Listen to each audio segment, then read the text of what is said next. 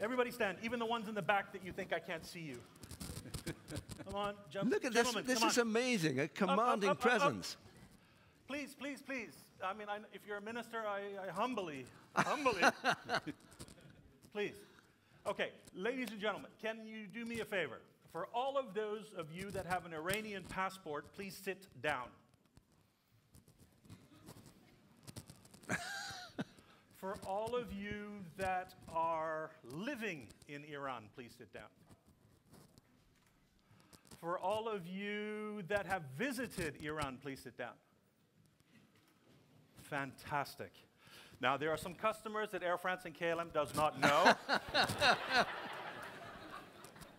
So I humbly invite you to book on airfrance.com or klm.com or britishairways.com because I have to be nice, and maybe we can make use of alibaba.com as well because I have to be really nice, and because I don't know what happened to that Atlas Global guy. But in any case, wherever he went, Atlas Global also. He was mic'd up. You got rid of him. He was ready to go. Yeah. For those of you that haven't visited, I invite you to put Iran high up on your bucket list. It is one of the most fascinating, interesting, culturally rewarding, hospitable countries that I've ever lived in. Since birth, I've lived in 20. I like Thailand a lot. Also very, very warm and friendly, but Iran is just as. Hello. Can you hear me? Yes. All right, good. So, but you want me to use this instead? Yeah, I think it's probably better. Okay. So you took it away. So high up on the bucket list, please do fly the carriers that fly there. There's a lot of us that are operating today, and I think John is going to ask us some really, really difficult questions in a minute as to what we're doing. You're back. Recep, please join us. Great. Okay, thank you for the survey. After all surveys, we need to do an up and down survey, so it was great. And we look forward to seeing all of you who have not visited, obviously, in Iran. Salam. Salam.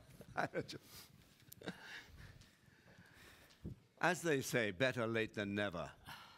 So, I'm going to put the first question to you, Recep. This is your... I think my mic is working, yeah? Is it working? Yeah, working. Great. Okay. Good.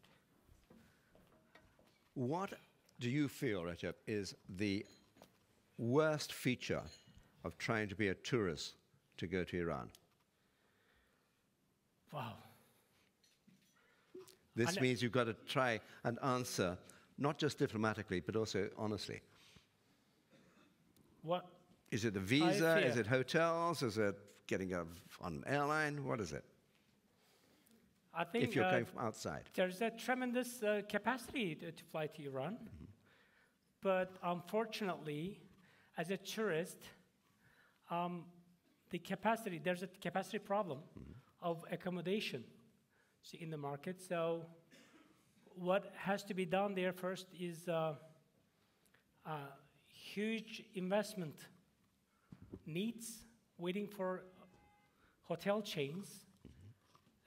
There's projections for big chain hotels, but it's not enough as far as I see, and I read the reports about the Iran market. And what I know, as a number of hotels, like 1,100 hotels existing in whole Iran, but only 10%, less than 10% of them, 5-star. So especially tour operators making their package, they having difficulties having their stop in Shiraz, Isfahan. I believe, and I heard these type of difficulties. This is my fear. Okay. Majid, I mean, your customers, are they tourism going out of Iran or going into Iran? Tourism who are getting around Iran, from Iran. From Iran. So they're mainly Iranian, your customer base. Yes. The Iran domestic tourism industry is just growing, and the technology and the platform that we are providing for them is increasing in using, and beside the increasing the number of the flight and the seat available daily, the inside tourism Iran is just that big that we haven't provided English version of the website yet, because that's a niche market now for us. Yeah. We will go into that, but there is so much potential in Iran, actually inside travel industry, and that power of technology will enable the people who have accommodation, maybe not hotel, like Airbnb, that we have launched the product. Does Airbnb exist in Iran? Yes, nobody is dominating the market now. Like, for example, in flight, in train, and in hotel, we are dominating the market. But just maybe 10 websites has been launched recently, and it's going to be one of them successful. Excellent. And there are no legal problems about Airbnb? Yeah. Because if you had an apartment in Paris, for example, you might have problems renting your apartment out to Airbnb, because the municipality say, oh no, you're competing with hotels, blah, blah, blah. 3 years ago, when we launched to sell online tickets, the Iran Aerospace Organization always said that it's illegal. But we found a way, and now it's legal. Excellent. And there's so many websites there. The new generation of Iran, that I am representing one of them, are changing the government behavior. When they see that we have employed more than 300 people without even 1 cent funding from the government, so the government, some part of the government is supporting. Yeah. And they see the value that we are creating, both in e-commerce and travel industry, so they supporting and they help, and I see that the thinking of the government is changing, the attitude of them It's is a good changing. point, because I think tourism is probably the world's biggest generator of employment. So it's a sector which any sensible government should be promoting. Dirk, if you were advising the Iranian government, which you probably do, you get everybody to stand up and sit down and whatever. If you were advising the ministers in Tehran on developing tourism in Iran, what would you tell them? He should be Minister of the Tourism. He presents Iran much more than that they do. Hello? No? Shall I just stand? It's off. It's off. Help me. Yeah, here you go. I'm not a technical savvy guy. Here you go. Thanks. Thank goodness he's not flying an airplane. I think, look, can I go back a couple of questions? Because you asked the first question, which is quite valid for us Europeans, with regards to visiting Iran. Probably the biggest challenge that I have experienced to date. Europeans, so the Dutch and the French and everyone else who's in the European Union, we have an ESTA agreement with the United States, which means that we don't need a visa to go to the US. Because I'm in Iran, I now, for the rest of my life, need a visa for the United States. Not cool. So, it works both ways. So that would be, for me, something that needs to be resolved, at least on the European-US side. If I were to advise the ministry, I think probably the core message would be define properly the vision and the mission, agree on all levels of government that that's what you want to do, and then implement it across the country. And should the vision be elite tourism, mass tourism, religious tourism, what sort? Iran is not ready for mass tourism, and it's just purely the infrastructure cannot support it today. It doesn't mean that it can't support it tomorrow. What we would like to see in Iran is really the generation that is coming there now is my generation. It's a bit of an older, more mature and respectful group of individuals who are exploring Iran for the wonderful resources and nature and 21 World Heritage Sites. I don't know if you know that there are in Iran. And that is the tourism that we probably would like today. Now, there are backpackers coming through. I just ran into a group of 9 Dutch guys who came with their bicycles and spent 3 weeks riding through Iran on bicycles. So it's really opening up to different segments. Yeah. Because the infrastructure cannot support the mass tourism, I would say to government, stay away from that. Really get the people who are approaching retirement or are retired who have the means to come to Iran. And then you get it, or you get Iran still at a moment when it's still relatively untouched.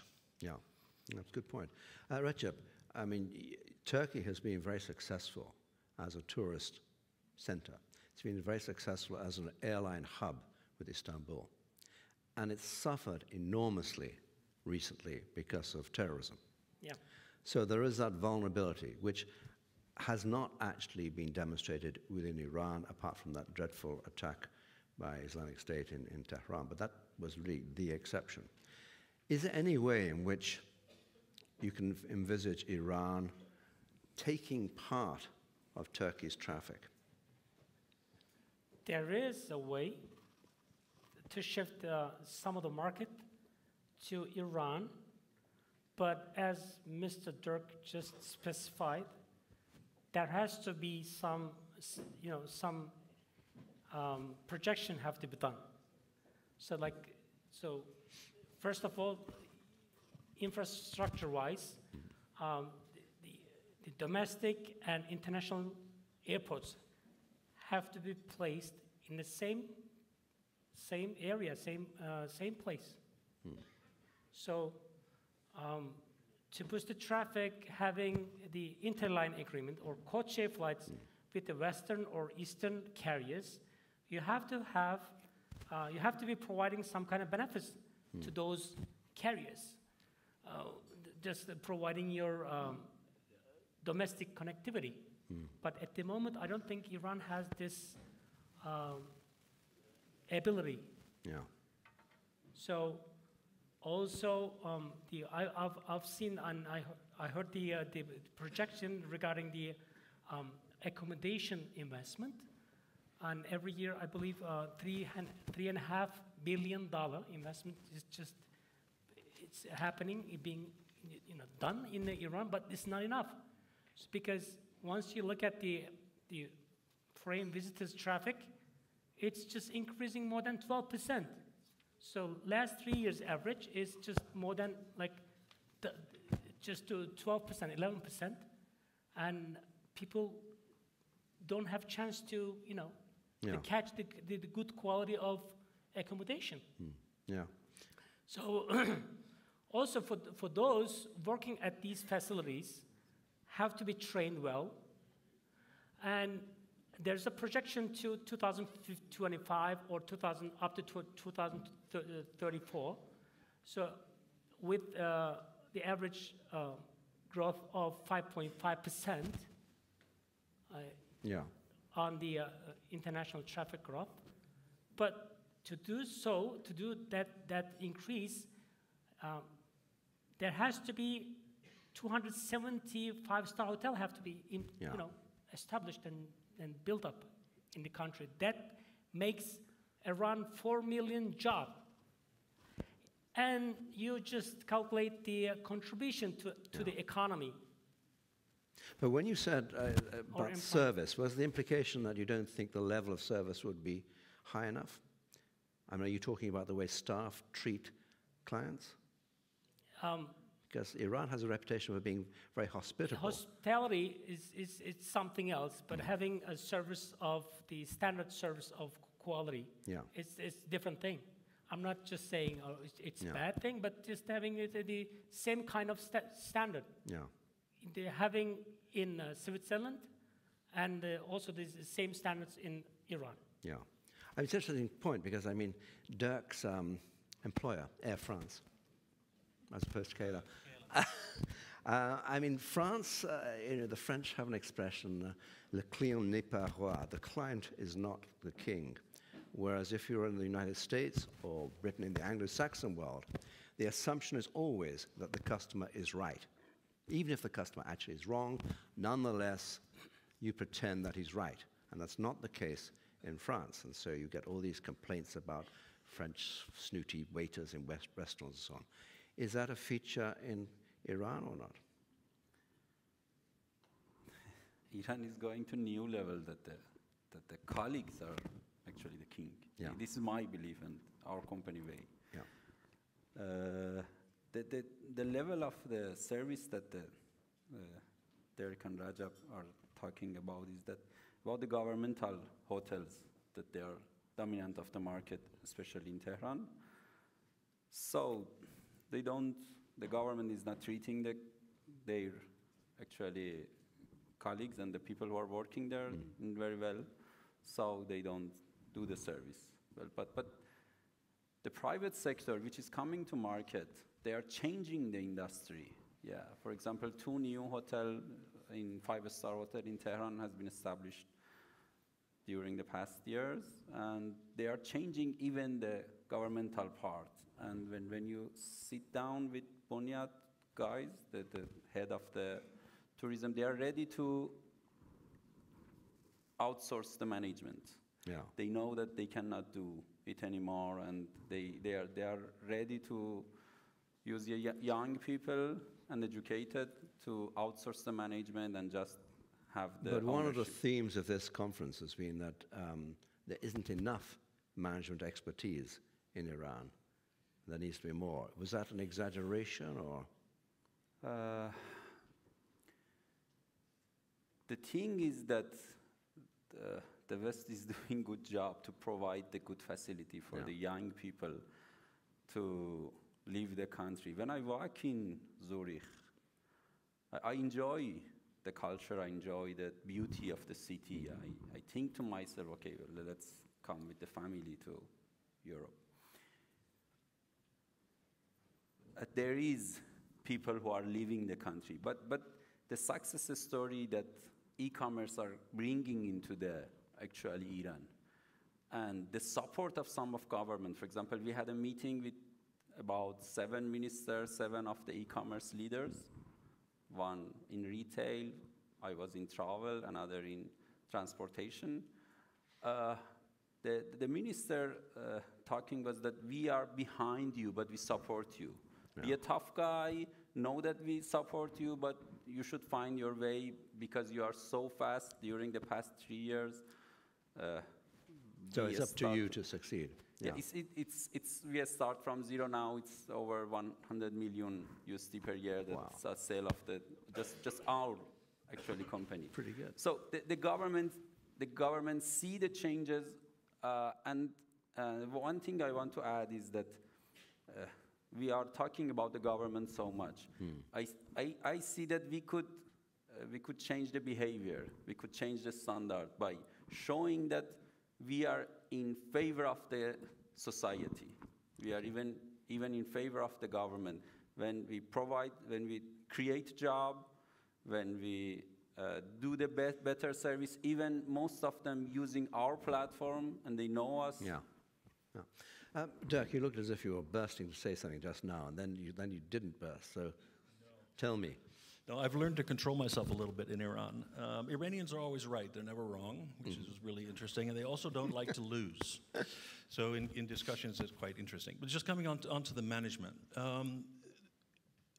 When I came to Iran 2 years ago, I had an opportunity to either look for the colleagues of Air France and KLM who were there in the past to see if they wanted to come back, or take a completely different approach and bring in students from the industry or from outside the industry to an international organization which does things slightly different. We talk about empowerment, we talk about personal coaching, we talk about motivation, we talk about involvement, we talk about decision making, which is, for the group that I found, was quite new. It's taken 1.5 years to get them to a comfort or a place of comfort where they're willing to go the way that we would like to develop the people that work for Air France and KLM. Very proud of the team that I have. They're all women, by the way, and I've interviewed a lot of people. I think there were some HR people asking questions earlier today about finding talent. The talent exists, but you need to take the time to find them. You're looking for apples for the apple tree. An orange does not fit. Take the time. If it means that you're a little bit thin going in the beginning, deal with it and look for the right people that fit the organization. I find the passion within the group that I have phenomenal. It is really great to see how people in the right management setting are developing themselves, are growing individually, and have the possibility to move further within the organization. So it's giving the people the opportunity to excel. There are different management styles. I mean, I've had bosses as well which were rather dictatorial. Not so sure I performed very well under them, but I've also had managers who were leading us, who were guiding us in the direction that we want to go. And I firmly believe that that's an interesting approach to take. Perhaps not for everyone, but it's something that worth thinking about. Iran Air, unfortunately, we don't have a representative here. I think she was going to come, but didn't get a visa. Correct. So that illustrates the problem. Do you regard Iran Air as a serious rival to Air France? Now that it's getting new airplanes? That's a loaded question, John. Iran Air, if I go back into, let's say, the late 70s, when I was a kid, we were flying from Asia through to Europe. We flew Iran Air, which was a world-class airline at the time. Does it have the potential to get there again? Absolutely. I think the OFAC license with Boeing is okay. Airbus is slowly starting to deliver new aircraft. I think they're operating a few A330-200s, which is a refreshment from the A300s actually that they have. One Airbus A321 has been delivered, 7 ATRs, which are, for those of you who don't understand ATRs, it's an airplane with propellers, which they use domestically, are being delivered. So what we see is a re-energizing of the fleet, which motivates the staff again. I mean, if you're dealing with an airplane that's 60 years old, yeah, it has issues. And yet having to fix those issues all repetitively with parts that are very difficult to find, because those airplanes aren't exactly flying all over the place. Do you fly your older planes over here? Do we fly our older planes over here? I've noticed that with British Airways, for example, Air France, if it's a less popular route, you get a crappy aircraft. For us, look, on the KLM side, it's the newest one we have. On the Air France side, yes, it is an older aircraft, which will eventually be phased out. It is what fits in the network plan. We fly every day to Tehran, 4 times KLM, 3 times Air France. And it's just what fits.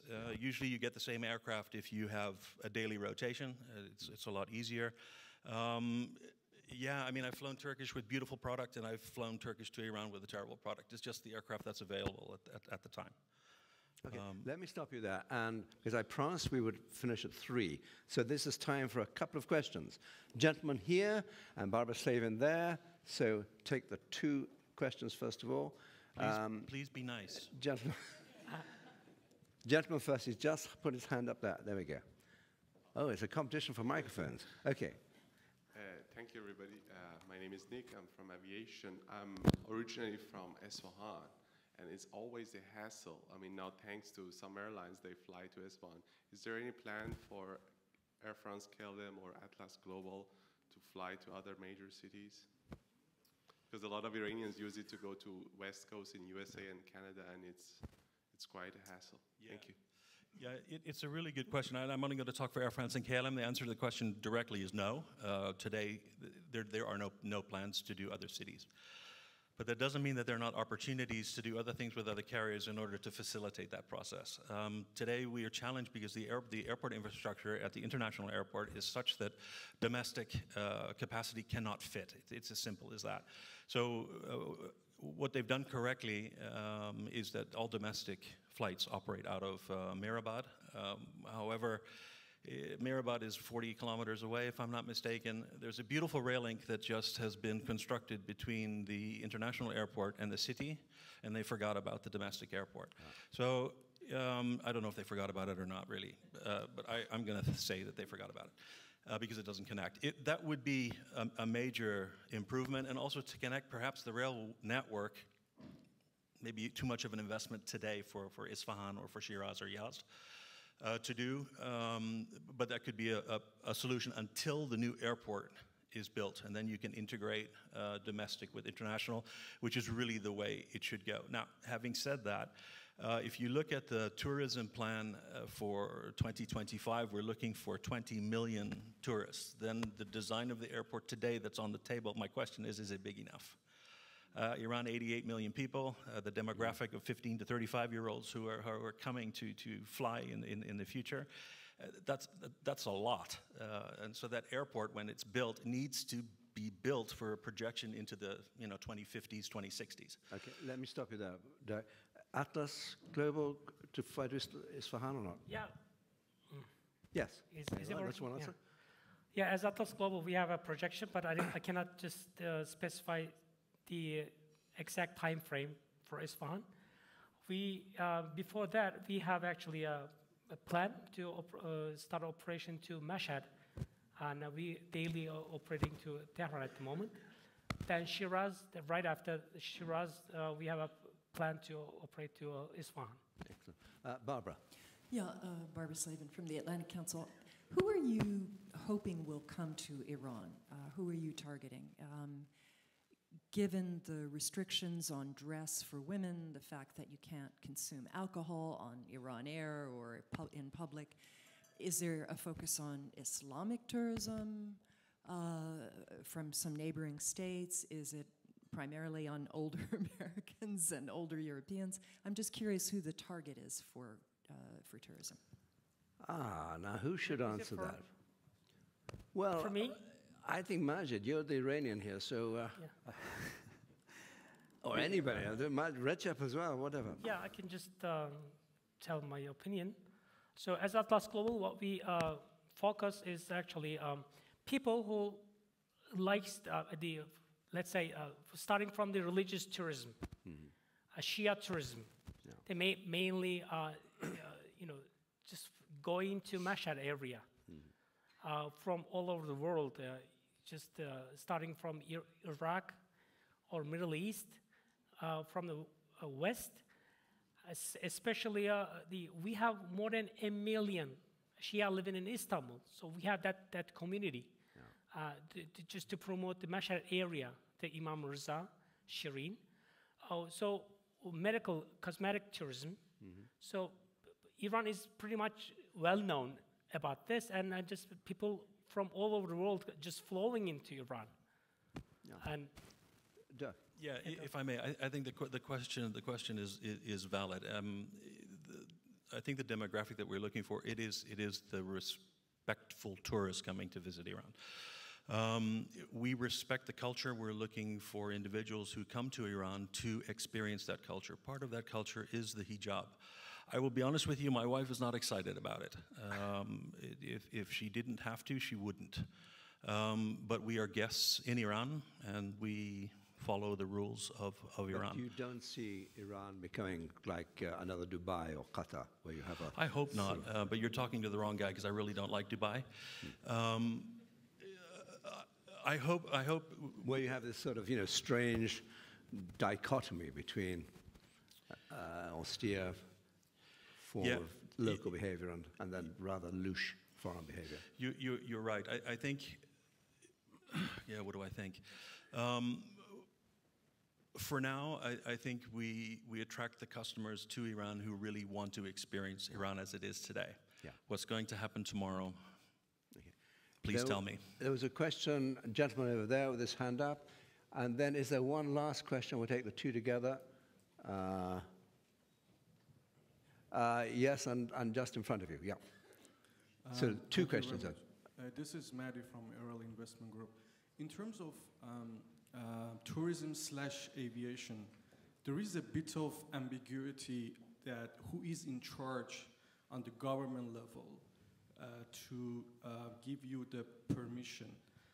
For instance, we have recently closed an agreement with Kidzania. As you may know, it's a child edutainment concept. Part of that is that we need to set up an airport for the children. We went to the aviation, they told us that it is not our job. We need to go to the Ministry of Tourism. We went to them, said it's not our job. We went to municipality, they said it has nothing to do. Majid mentioned something regarding the similar issues they had from the beginning of who they need to approach in order to do everything legally. I really appreciate if you can Very good collaborate. question. Let's hold that. And then, gentleman in front of you. Yeah. Yeah, my name is Bakhtiari from Chamber of Commerce. I was going to say that the tourism industry is one of the most promising industry in my country at the moment, and ever since JCPOA or before that, I think this industry has been picking up, and we are receiving a lot of tourists, these days. And to make a little bit elaboration of what has been said, in reply to question by Barbara, that these days, the dress code in my country is very much relaxed. But I cannot tell you that the alcohol is going to be free.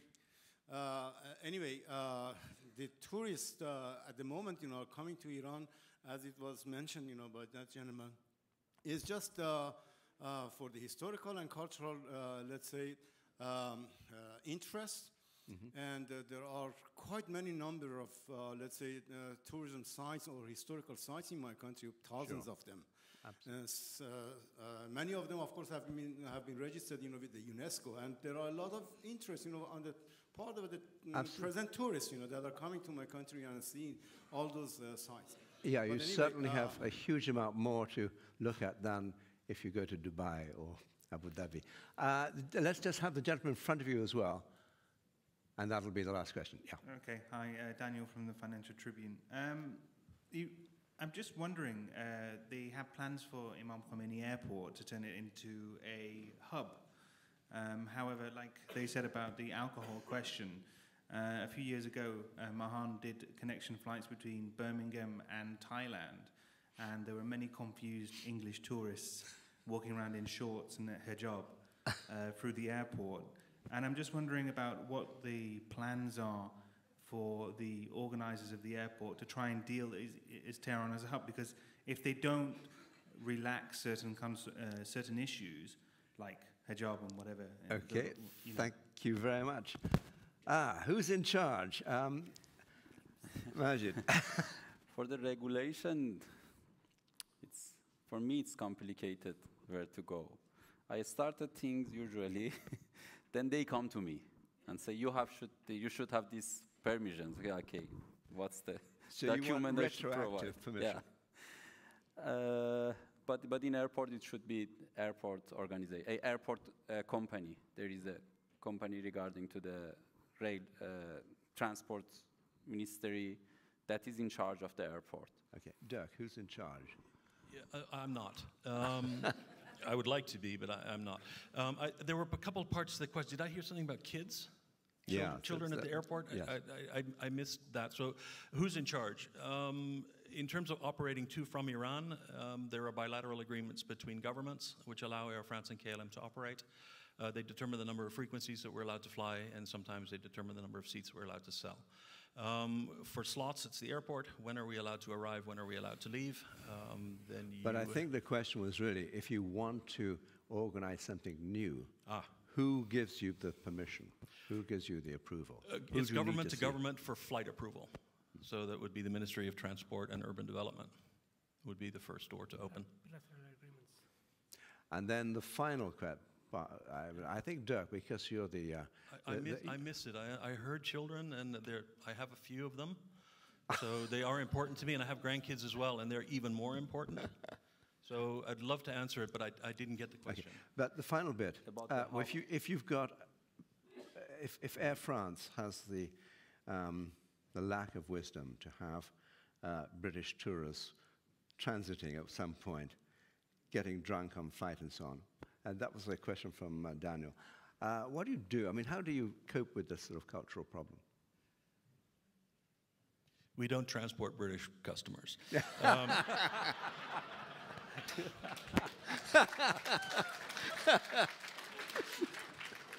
That's complete nonsense. For those of you who are going to quote me now. How do we deal with it? Well, look, when you're flying, the crew are there for your safety. So the moment that we see somebody that's perhaps a little bit too happy for the trip, we obviously stop serving them the water that they are consuming. Hopefully that by the time that we arrive there, they're let's say a little bit more under control. I have yet, in the 2 years that we've been here, had a customer that's been offloaded from an airplane as a result of too much water.